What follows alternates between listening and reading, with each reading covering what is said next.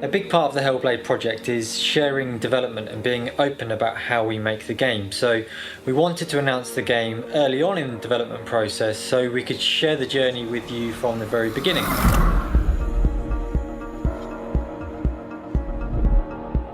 Something we always do at Ninja Theory is create a previs trailer at the very beginning of development to define the art style, the mood and the tone of the game.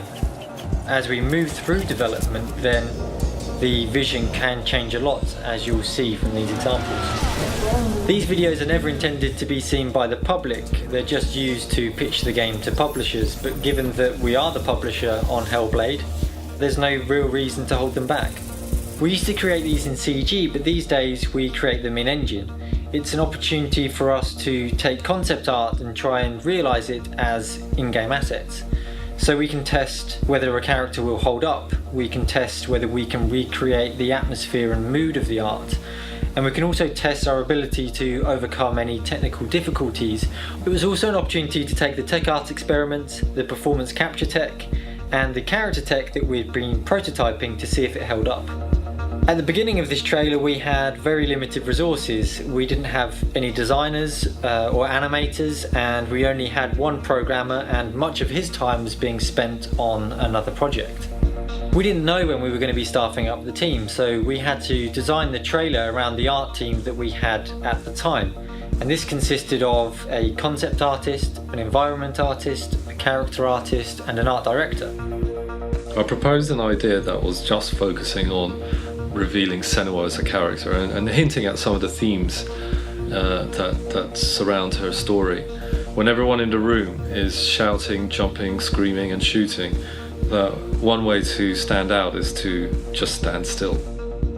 The idea was quickly sketched out by Mark, our senior concept artist, into storyboards, which Tamim then took and edited into a sequence. We needed a soundtrack for the trailer, and music licensing can be incredibly complicated and it can take months to get a contract signed.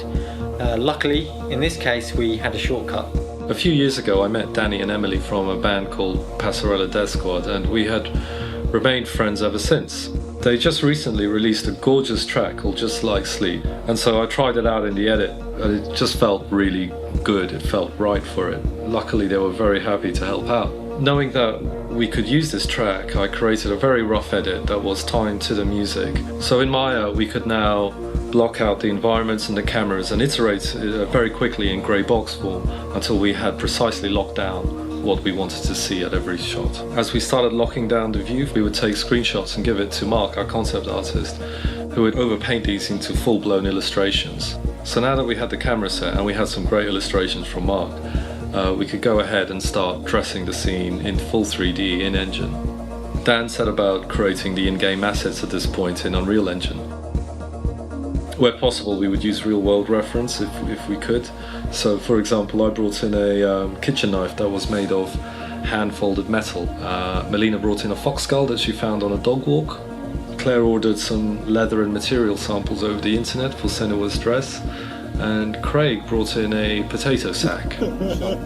So it was around this time that Sony got in touch and asked if we wanted to announce the game at Gamescom at their press conference.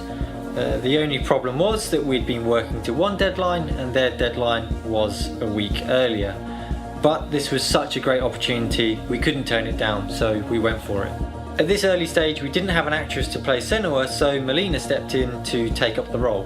Her skin details, wrinkles and pores were captured in 3D using a device that Stu and Craig had developed in-house. In Heavenly Sword I believe that we were the first game to actually use performance capture, but it can take months to prepare for a shoot. The shoot itself takes weeks, it can cost hundreds of thousands of dollars, and it can be months before you get the data back.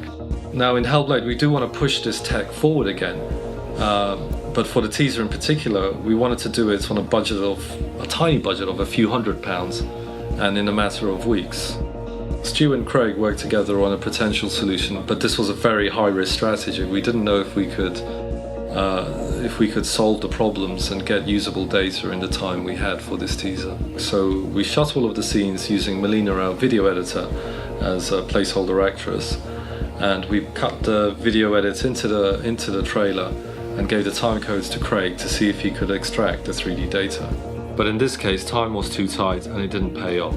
but it's a project we want to return to in the future.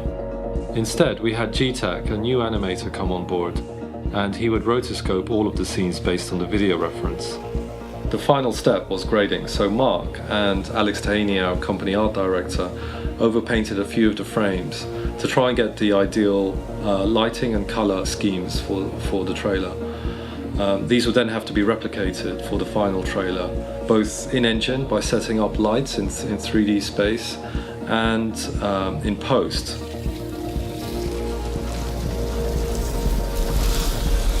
We did make mistakes and we put in a lot of hours to get the trailer done. But to go from an idea to something we're incredibly proud of in 8 weeks and show it at the Sony press conference at Gamescom, it was fantastic.